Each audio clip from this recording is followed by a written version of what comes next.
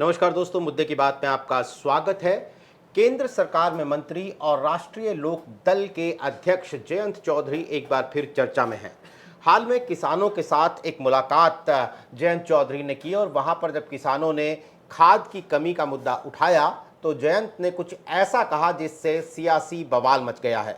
बात मुजफ्फरनगर के एक गांव की है जहां किसानों ने जयंत चौधरी के सामने यूरिया की कमी की शिकायत की तो जयंत का जवाब था कि मेरी कुछ पाबंदियां हैं। यानी ये शिकायत केंद्र सरकार के खिलाफ थी, वो केंद्र सरकार में मंत्री हैं। बीजेपी को जब निशाने पर लिया गया, बीजेपी पर जब शिकायत की गई तो जयंत का जवाब था कि मेरी कुछ पाबंदियां हैं, वैसे जैसा आप लोग चाहेंगे वैसा ही फैसला लिया जाएगा। अब ये कहने को तो कुछ शब्द हैं, एक वाक्य है, लेकिन राजनीतिक नजरिए से ये बहुत ही संवेदनशील बयान बन गया। इसके बाद कयास लगने लगे कि क्या जयंत चौधरी बीजेपी को कोई संदेश दे रहे हैं। ये बात हाल में पिछले कुछ हफ्तों में, कुछ महीनों में लगातार सामने आई है कि जयंत चौधरी बीजेपी की अगुवाई वाले एनडीए में सहज नहीं है। तो क्या 2027 के विधानसभा चुनाव से पहले या ये कहें कि अगले साल होने वाले पंचायत चुनाव से पहले यूपी में बीजेपी के एक और सहयोगी ने नाराजगी जाहिर की है? अगर हाँ तो इसका नतीजा क्या हो सकता है या क्या होने वाला है, ये जानने समझने के लिए हमारे साथ मौजूद हैं दो वरिष्ठ पत्रकार। हमारे साथ मौजूद हैं पुष्पेंद्र शर्मा और कबूल अहमद। सबसे पहले मैं पुष्पेंद्र जी के पास आऊँगा क्योंकि आरएलडी की खबरें पुष्पेंद्र जी के पास काफ़ी करीब से रहती हैं, काफ़ी अंदरूनी खबरें रहती हैं। तो पुष्पेंद्र भाई, मेरा आपसे पहला सवाल यही है, पिछले कुछ हाल वाक़ये हुए हैं जिनका जिक्र भी हम करेंगे या आप भी बता सकते हैं, लेकिन जयंत चौधरी ने एक बार फिर कम से कम ये जाहिर किया है कि वो एनडीए में सहज नहीं है। कितनी है ये नाराज़गी, जयंत चौधरी की ये बेचैनी क्या रंग दिखा सकती है?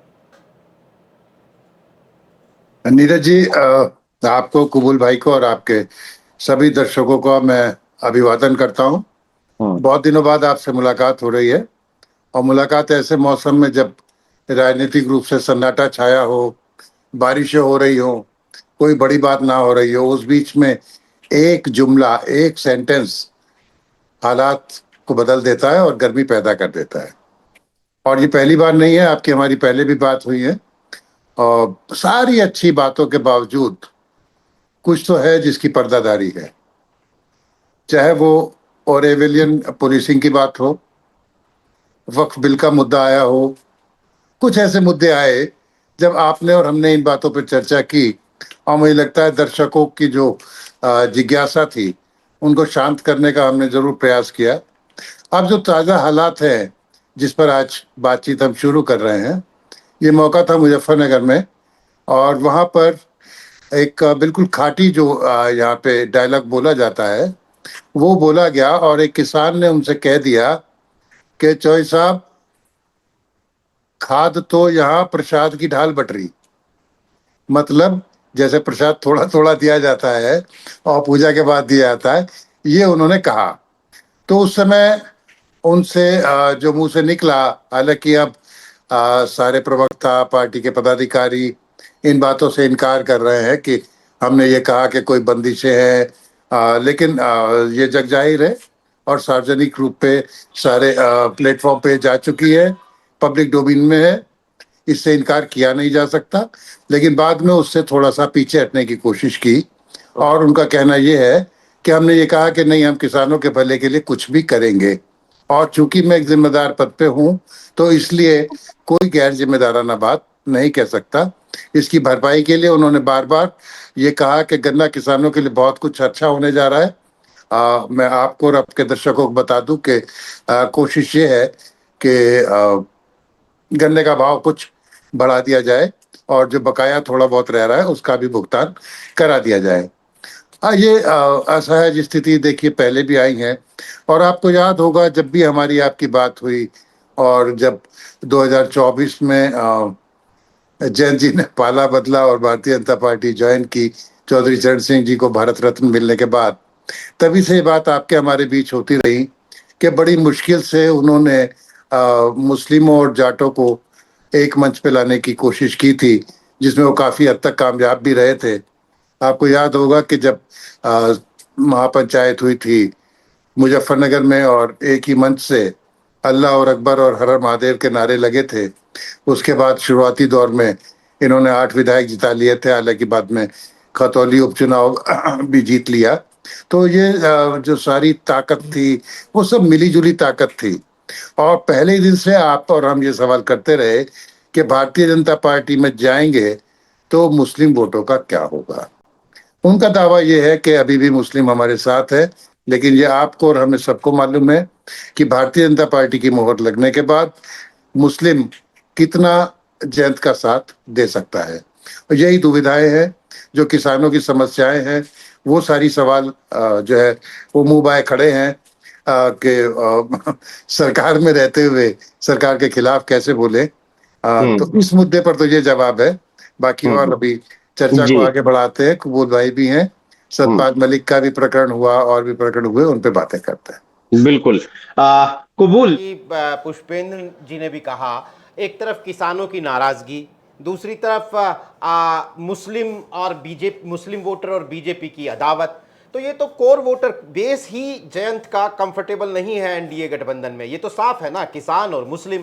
अब ऐसी सूरत में बार बार नाराजगियां सामने आती हैं। कई बार हमने देखा कि प्रवक्ता बहुत फायरी बयान देते हैं, लेकिन जयंत चौधरी जैसे उस पर पानी डाल देते हैं। मतलब उनका एक ठंडा बयान आता है, वो थोड़ी कभी अपनी बेचारगी या मजबूरी जाहिर कर देते हैं, जैसे आज भी उन्होंने बयान में की। तो ये क्या माजरा है? जयंत चौधरी क्या अपने वोटरों को कह रहे हैं कि भाई चाहे जैसा भी हो लेकिन बना तो मैं यहीं रहूंगा, या फिर वो बीजेपी को ये कह रहे हैं कि भाई अब ये रस्सी कुछ ज्यादा खिंच गई है, अब ये ऐंठन ज्यादा हो गई है, अब ये टूट भी सकती है? देखिए नीरज भाई, जयंत चौधरी के बयान से उनकी एक बेबसी झलक रही। तो कितने बेबस हो चुके हैं। वक्त की नजाकत को देखते हुए उन्होंने उस समय 2024 के लोकसभा चुनाव से ठीक पहले जो फैसला लिया, उसके बाद से वो लगातार जिस तरह से पार्टी में हैं, वो चाहे भारतीय जनता पार्टी की हार्डकोर हिंदुत्व की पॉलिटिक्स रही हो, उसके साथ भी वो सामंजस्य नहीं बना पा रहे हैं। दूसरा है कि पश्चिम उत्तर प्रदेश में जो किसानों का मुद्दा है, उसके लिए भी कोई हल नतीजे तक नहीं पहुंचा पा रहे हैं। इसीलिए और अब जब 2027 का चुनाव सिर पर आ गया है, तो अब जो है कहीं ना कहीं जैन को लग रहा है कि क्या 2024 में जो कदम उठाए थे, वो कदम क्या गलत दिशा में चले गए थे, और अगर गलत दिशा में चले गए हैं तो लौटने के हमारे पास क्या रास्ते हैं। तो मुझे लगता है कि उनके पास फिलहाल रास्ते अभी नहीं दिख रहे हैं।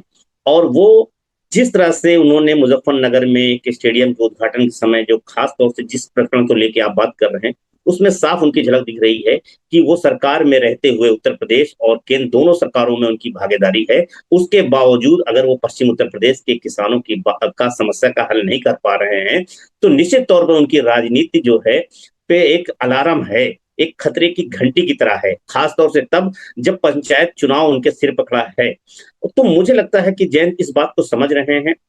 इसीलिए जयंत, क्योंकि उनका अलायंस जो हुआ वो नेचुरल अलायंस नहीं, जिस तरह की पुष्पेंद्र भाई भी कह रहे थे कि वो नेचुरल अलायंस नहीं है।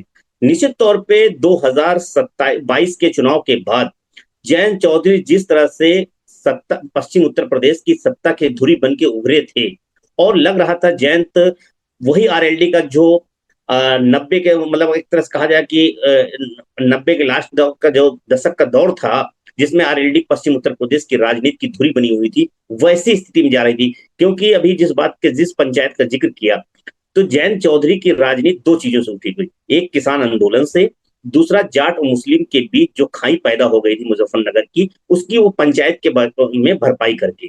तो उनको लगने लगा कि क्योंकि पश्चिम उत्तर प्रदेश में मुसलमानों का बड़ा वोट जो है जैन को अपने नेता के तौर पे देखने लगा था, लेकिन भारतीय जनता पार्टी के साथ जाने के बाद उसके अंदर एक वो जो है एक थोड़ा सा तकलीफ की तरह अगर हम बात करें तो उनको तकलीफ हुई कि जिस जैन पे हमने भरोसा किया वो जैन जो है भाजपा चले गए।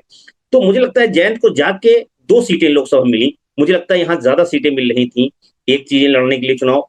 दूसरी तरफ यह कि हाँ जरूर है कि वो जाके केंद्र में मंत्री बन गए हैं। अगर इंडिया में होते, इंडिया गठबंधन में होते, तो हो सकता है वो मंत्री न बन पाते क्योंकि सत्ता में नहीं है। लेकिन जिस तरह की स्थितियां दिख रही राजनीतिक तौर पे, वो मुझे लगता है जयंत के लिए थोड़ा सा चिंता का सबब है। जयंत अभी तक जो खास तौर से बीजेपी के लाइन, जैसे आप देखेंगे कि ओम प्रकाश राजभर या संजय निषाद जिस तरह से मुखर होकर बात कर रहे थे, उस तरह से जैन की तरफ से या उनकी पार्टी की तरफ से स्टैंड नहीं आ रहा था। हाँ, ये जरूर है कि निषाद पार्टी के जो सम्मेलन था, उसमें जो कार्यक्रम दिल्ली के तालकटोरा में उसमें मौजूद थे, और उनकी पार्टी के नेता वो नहीं गए थे, लेकिन उनकी पार्टी के नेता मौजूद थे। तो मुझे लगता है कि कहीं ना कहीं एक जैन के अंदर है कि कैसे भाजपा के साथ जाके हम पश्चिम उत्तर प्रदेश की राजनीति में अपनी प्रासंगिकता को बचाए रखें, एक चिंता। दूसरी चिंता यह है कि क्या हम जो किसान, क्योंकि उनकी राजनीति हमने बताया ना, दो चीजें, मुस्लिम और किसान, दोनों में नाराजगी है। खासतौर से मौजूदा समय में किसान भी नाराज है और मुसलमान भी नाराज है।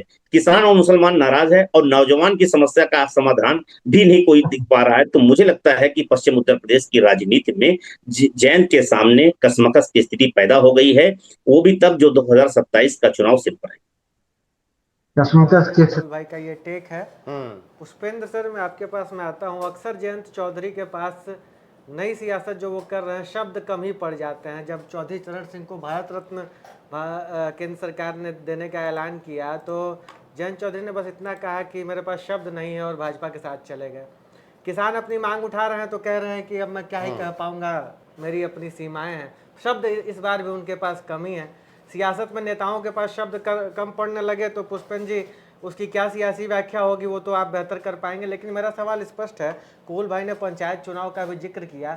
जयंत चौधरी कह तो रहे हैं किसानों के हित की बात, लेकिन कहीं भाजपा पर प्रेशर पॉलिटिक्स तो नहीं है कि चुनाव में अच्छा खासा शेयर मिले और हमको एक बार फिर ये बताने का मौका मिले कि भाजपा के साथ जाकर हमने कुछ गलत नहीं किया है? क्योंकि ये चुनाव जो आगामी 2026 में होंगे, ये बिल्कुल 2027 के सेमीफाइनल की तरह होंगे, और तमाम पार्टियां इसकी बड़े स्तर पर तैयारी कर रही हैं, और गांव में बड़े व्यापक चर्चाएं पंचायत चुनाव को लेकर बहसें छिड़ी हुई हैं। क्या ये पंचायत चुनाव को लेकर कोई नई रणनीति है कि वोटर्स को ये एहसास दिलाएं कि हम तो हमारी राजनीति सही दिशा में जा रही है? नहीं, मैं इसमें एक चीज़ और जोड़ूंगा जिसका जिक्र पुष्पेंद्र भाई ने अभी किया था कि सत्यपाल मलिक का जब निधन हुआ तो श्रद्धांजलि देने जयंत चौधरी पहुंचे थे वहां पर। और सत्यपाल मलिक हम सब जानते हैं कि वो कितने प्रखर आलोचक रहे हैं, विरोधी रहे हैं नरेंद्र मोदी के।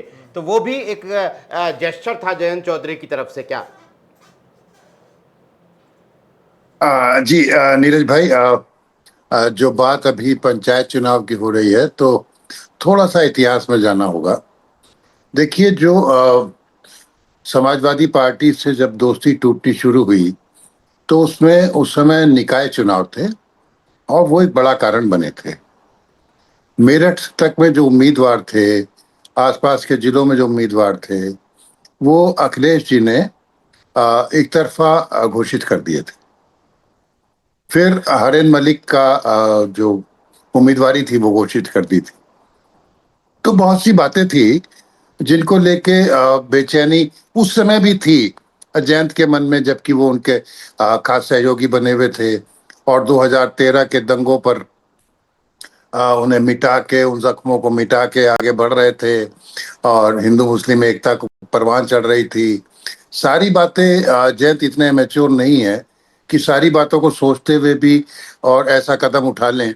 तो एक तो चौधरी चरण सिंह को भारत रत्न मिलना, फिर 2 सांसद, भले ही 2 सांसद हों, लेकिन ये लगना कि ये 2 तो निश्चित हैं। वहां पर अगर 5 सीट या 6 सीट मिले, जीत मिलेगी या नहीं मिलेगी नहीं पता था।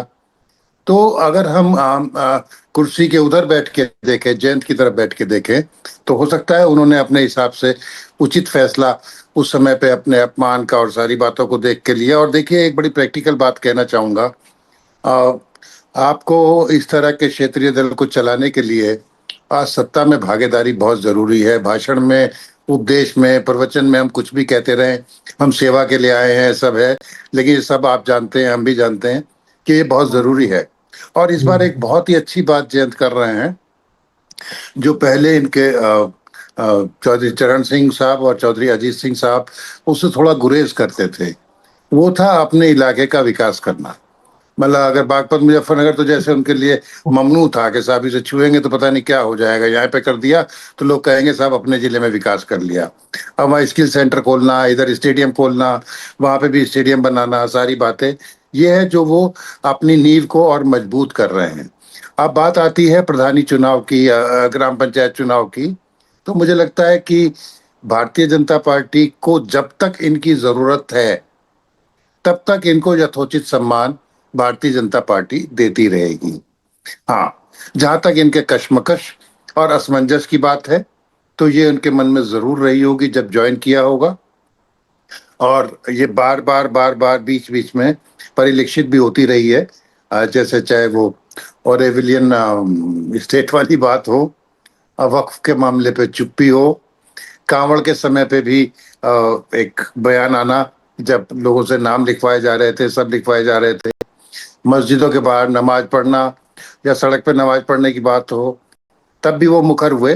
लेकिन जैसा आपने कहा कि बहुत एग्रेसिव नहीं, पर अपनी बात सलीके से वो कह गए। जहां तक बात सतपाल मलिक की है तो नीरज जी मैं करेक्ट कर दूं, वो वहां गए नहीं श्रद्धांजलि सभा में, लेकिन जो जानकारी ये है कि उनकी अंतिम क्षण में उनसे मिले थे, उनकी आर्थिक मदद करी, स्वास्थ्य के लिए भी जो भी मदद वो कर सकते थे वो मदद करी, और मेरठ में जो एक बड़ी श्रद्धांजलि सभा हुई उसमें उन्होंने अपना संदेश भी भेजा।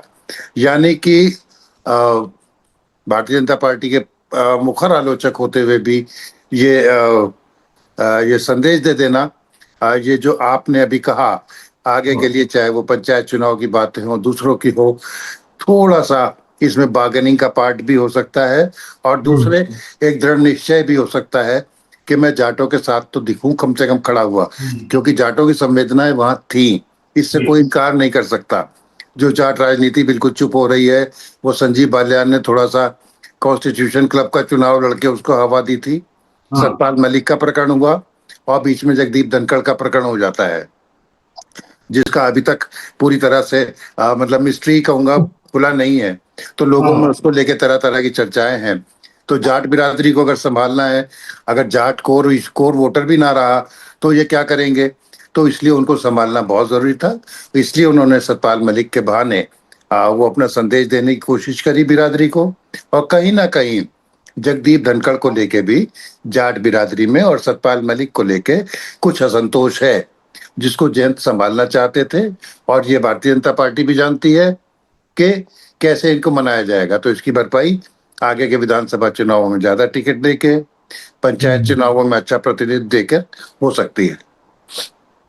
सही बात है। तब इसका मतलब ये कि जयंत बीजेपी के लिए सेफ्टी वॉल्व की तरह ही होगा कि भाई जाट अगर थोड़ा नाराज भी हो रहे हैं तो जयंत जी चलिए, जयंत जी थोड़ा सा हल्का हाथ रखेंगे तो जाट थोड़ा इमोशनली साथ में आ जाएंगे। लेकिन जो आप बात कह रहे हैं सर, वो एक शेर नहीं है कि अब अक्सर चुप चुप से रहें, यूं ही कभी लब खोले हैं, पहले फिराक को देखा होता, अब तो बहुत कम बोले हैं। तो जयंत चौधरी शायद अब बहुत कम बोल रहे हैं और बहुत कम बोल के अपनी राजनीति करना चाह रहे हैं। ठीक बात है, जो राजनीति सूट करे उनको और या उनकी पार्टी को आगे बढ़ाए वो करने के लिए वो स्वतंत्र है, कबूल भाई। लेकिन ये अचानक से एनडीए के, जयंत चौधरी से बात को मैं थोड़ा आगे बढ़ाना चाहता हूँ कि अचानक से एनडीए के सहयोगी दलों में कसाहट क्यों दिख रही है भाई? केवल जयंत चौधरी में दिख रही होती तो बात भी होती। संजय निषाद ने तो खुलेआम कहा कि हम नहीं, इतना ही ठीक नहीं हो रहा है तो हमको हटा दीजिए ना भाई गठबंधन से। अनुप्रिया पटेल तो की पार्टी तो लगातार नाराजगी मोड में ही रहती है, खास करके उत्तर प्रदेश की योगी सरकार से। भले योगी जी की तरफ से तमाम इसमें प्रयास हो रहे हो, ये अचानक से नाराजगी के पुट बढ़ते क्यों जा रहे हैं? और जयंत चौधरी की पार्टी भी थी उस मंच पे जहां सभी लोग निषाद पार्टी के स्थापना दिवस पर जुटे हुए थे। हाँ, निश्चित तौर पे खास तौर से जो भी बीजेपी के अलायंस पार्टनर हैं वो योगी आदित्यनाथ के द्वारा लाए गए हुए पार्टनर नहीं, वो केंद्र की प्रयास के द्वारा बनाए हुए अलायंस हैं, पार्टनर हैं। वो चाहे संजय निषाद हों या जयंत चौधरी हों या फिर ओम प्रकाश राजभर हों या फिर अनुप्रिया पटेल, ये चारों जो अलायंस पार्टनर हैं वो कहीं ना कहीं दिल्ली नेतृत्व के द्वारा जो है तय किए गए अलायंस पार्टनर हैं। यही वजह है कि आज उत्तर प्रदेश में वो सरकार के साथ सहभागीदार है, लेकिन उत्तर प्रदेश में है वो अपने साथ जो है सामंजस्य जो है योगी आदित्यनाथ साथ आज भी उनकी बैठ नहीं पा रही। उसके लिए वजह यह है कि जो खासतौर से जो बेचैनी भारतीय जनता पार्टी के विधायक और मंत्रियों की है, वही बेचैनी, एक बेचैनी तो वो है कि उत्तर प्रदेश में ब्यूरोक्रेसी के आगे इनकी चल नहीं पा रही है, एक चीज। दूसरी चीज ये है कि ये खासतौर से जब उत्तर प्रदेश में में पंचायत चुनाव, विधानसभा चुनाव को लेके अब जिस तरह की बिसात बिछाई जा रही है, उसमें ये भी अब प्रेशर पॉलिटिक्स का दांव चल रहे हैं, क्योंकि इस बात को ये समझ रहे हैं कि भारतीय जनता पार्टी की जो सबसे कमजोर नस है वो ओबीसी है। ये चारों नेता जो पार्टनर हैं ओबीसी समुदाय से आते हैं और अलग अलग जातियों से आते हैं। ये चारों अगर हम इन अलायंस पार्टनर को के वोट हम अगर जोड़ लें, अगर एक तरह से देखा जाए तो ये वोट करीब 20 से 20% के आसपास पहुंच जा रहा है चारों अलायंस पार्टनर का। और चारों जो है अलग अलग इलाके के छत्रप हैं और चारों के पास अपने जातीय आधार के कहीं ना कहीं अच्छा खासा वोट है। तो मुझे लगता है इस मौके की नजाकत को देखकर खास तौर से सब अपने अपने दांव चल रहे हैं, सब प्रेशर बना रहे हैं और ये संदेश साफ है कि ये मैसेज जा रहा है कि जो अलायंस पार्टनर हैं कहीं ना कहीं उनके साथ जो उत्तर प्रदेश सरकार है, क्योंकि इसमें अगर हम जयंत चौधरी को छोड़ दें और अनुप्रिया पटेल को, तो दो पार्टनर तो उत्तर प्रदेश में ही शायद बात हैं उन, और जो केंद्र में हैं उनकी अपनी केंद्र से नाराजगी भी नहीं है। जिनकी भी नाराजगी झलक रही चारों की, वो उत्तर प्रदेश की ही मौजूदा सरकार से झलक रही है, एक चीज। दूसरी चीज यह है कि जो ये पार्टनर बने हैं उनके बनने से कुछ भाजपा के नेताओं में भी बेचैनी है, और वो जो बेचैनी है उनके बयान से जो है उत्तर प्रदेश। जयंत चौधरी को अगर हम बात करें तो आपने देखो कि अभी पिछले दिनों एक जो है चौधरी साहब का बयान आया, फिर उससे पहले संगीत सोम का बयान आया। दूसरी तरफ देखें संजय निषाद का, तो उसमें भी जयप्रकाश निषाद से लेके और दीपक निषाद तक के बयान आ रहे हैं। इसी तरह से राजभरों में भी हो रहा है। कुर्मियों में अनुप्रिया पटेल के साथ भी जो आशीष पटेल हैं वो तो सीधे योगी आदित्यनाथ सरकार के कुछ जो है ब्यूरोक्रेट पे डायरेक्ट लगा रहे थे कि हमारे खिलाफ साजिश रची जा रही है। सूचना विभाग पे उन्होंने सीधा सीधा शिशिर जी पे उंगली उठा दिया था। तो मुझे लगता है कि ये कहीं ना कहीं जो है उत्तर प्रदेश के जो सहयोगी दल हैं और सरकार के जो बीच है उत्तर प्रदेश की, उनके बीच में संतुलन नहीं बन पा रहा। एक चीज तो ये है।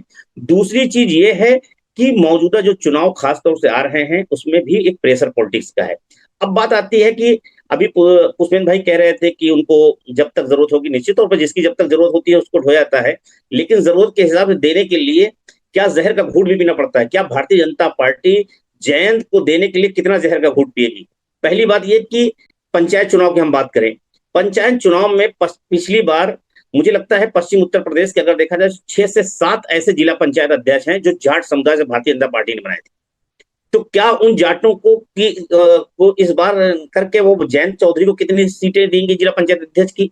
जिला पंचायत सीट सदस्य के बाद मेन लड़ाई जो होती है वो जिला पंचायत अध्यक्ष की है, क्योंकि सबसे ज्यादा कमाई वाला जरिया है, सबसे ज्यादा जो है वो होता है, तो वो बहुत प्रभावी होता है। तो मुझे लगता है एक वो। दूसरी चीज यह है कि ब्लॉक प्रमुखों की जगह है, निश्चित तौर पर ब्लॉक प्रमुखी के लेके भी होगा। तो क्या पश्चिम उत्तर प्रदेश में भारतीय जनता पार्टी जो पिछले चुनाव में एक छत्र राज कायम करने में कामयाब रही थी, उसमें कितना जयंत को अपने सीटें देगी? उसके बाद आती है, क्योंकि अगर उसने बीजेपी ने जिला पंचायत और ब्लॉक प्रमुखी में समझौते कर लिए तो मुझे लगता है फिर उसके बाद लोक विधानसभा आएगा। क्योंकि पिछली बार हमने देखा था कि बीजेपी के जो अलायंस पार्टनर थे वो सब अलग अलग पंचायत चुनाव लड़े थे, चाहे वो अपना दल हो या ओम प्रकाश पार्टनर तो छोड़ के चले ही गए थे। संजय निषाद उस वक्त आए थे, वो शुरुआती दौर था तो उनको बहुत ज्यादा कुछ वो नहीं। तो मेरा कहने का सीधा है कि वो सारी चीजें अभी हैं। तो जयंत की जो चीजें हैं उसमें एक बात यह है कि सतपाल मलिक वाली बात भी कही।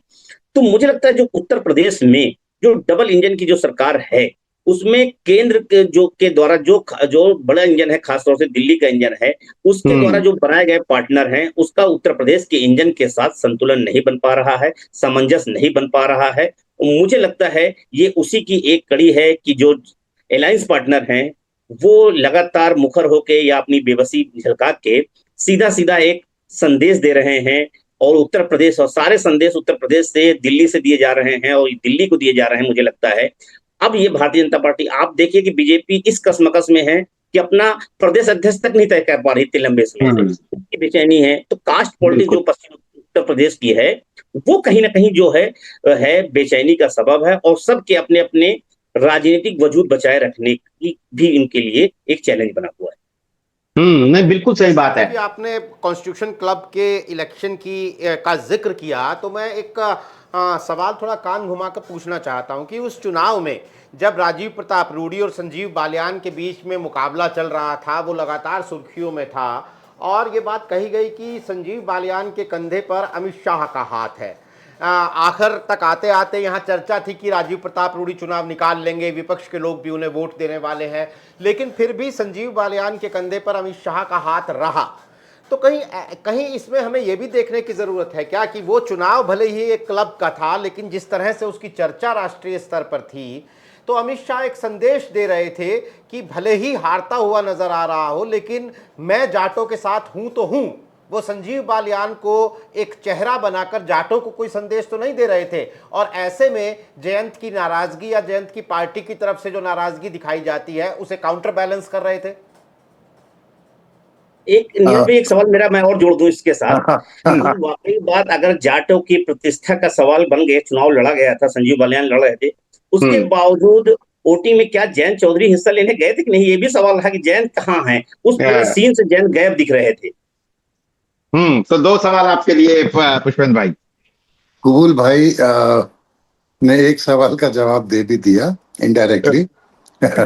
देखिए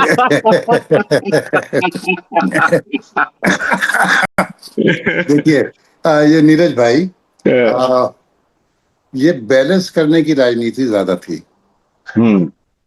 जो अभी हमने जितनी देर से हम बातचीत कर रहे हैं, ये जयंत दबी जबान में बोल रहे हैं, हालांकि देखिए अभी तक वो ऐसे आक्रामक नहीं हुए कि केंद्रीय नेतृत्व को भाजपा के कोई निर्णय लेना पड़ जाए या लगे कि जो मर्यादा रेखा है उसको लांघ गए हो जयंत। लेकिन अमित शाह तो अमित शाह है, वो तो फिर पर कतरना भी जानते हैं और बैलेंस करना भी जानते हैं। अब जयंत चौधरी को ये ना लगने लगे कि वो अकेले सर्वमान्य जाट नेता हो गए और सेकंड लाइन भी नहीं रही, तो संजीव बालियान पे हाथ रखने में क्या गुरेज था। समझ गया सर? बिल्कुल, है ना।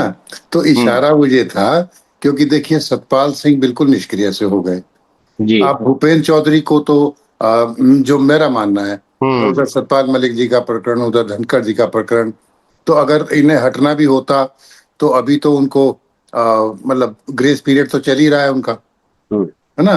तो कोई ना कोई दुविधा है कि भाई सिर्फ एक ही जाट नेता जयंत चौधरी ना रह जाएं। तो देखिए बहुत बहुत सीधा सा है ना, ये तो उन्हें मालूम है भाई, ठीक है आप सबसे बड़े तो हैं, पर अकेले रह जाएं ये भी तो नहीं चाहेंगे ना।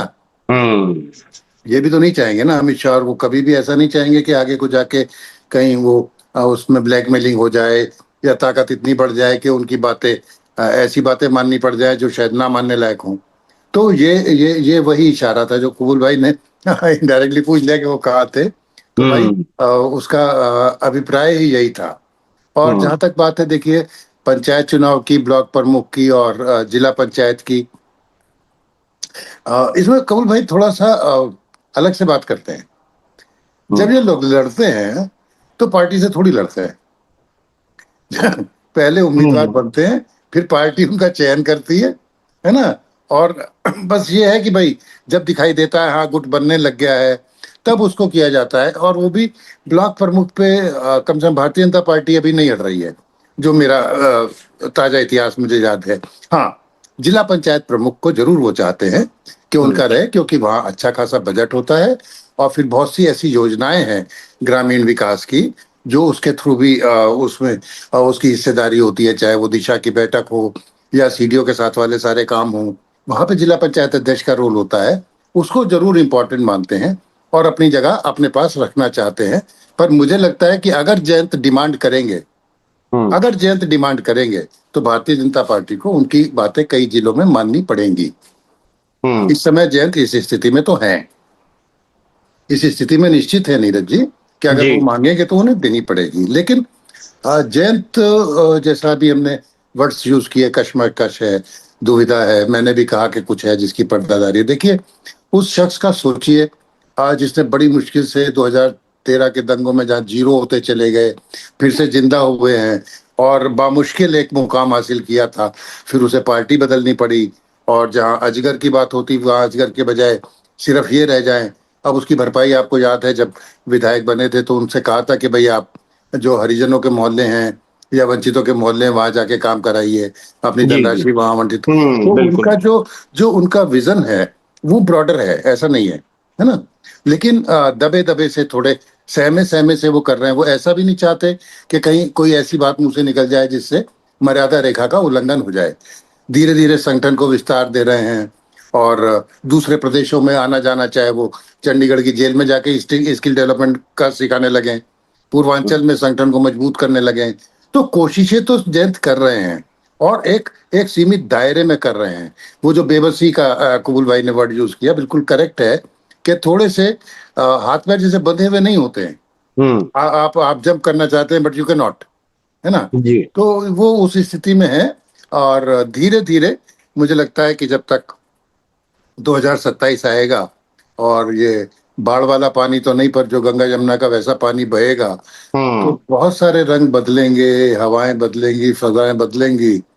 देखते हैं क्या होता है, फिर चर्चा करते रहेंगे। अभी गंगा जमुना के अंदर से पानी बहुत बहना बाकी है। 2027 का चुनाव आते आते, लेकिन जितनी राजनीतिक डेवलपमेंट्स है वो बहुत दिलचस्प हो रही हैं। चर्चा करने के लिए भी सवाल बहुत है, लेकिन थोड़ा वक्त का तकाजा है। तो फिलहाल हमें इजाज़त दीजिए। पुष्पेंद्र भाई, कबूल भाई, आपका बहुत बहुत शुक्रिया इस कार्यक्रम में शिरकत करने के लिए। तमाम दर्शकों का आभार। आज के लिए नमस्कार। लेकिन आने वाले दिनों में ये बहुत ही इंटरेस्टिंग, दिलचस्प पॉलिटिकल डेवलपमेंट्स हैं। हम इन्हें जानने, समझने और इनके पीछे की राजनीति को आप तक पहुंचाने की कोशिश लगातार करते रहेंगे। आज हमारे साथ जुड़ने के लिए आपका बहुत बहुत शुक्रिया।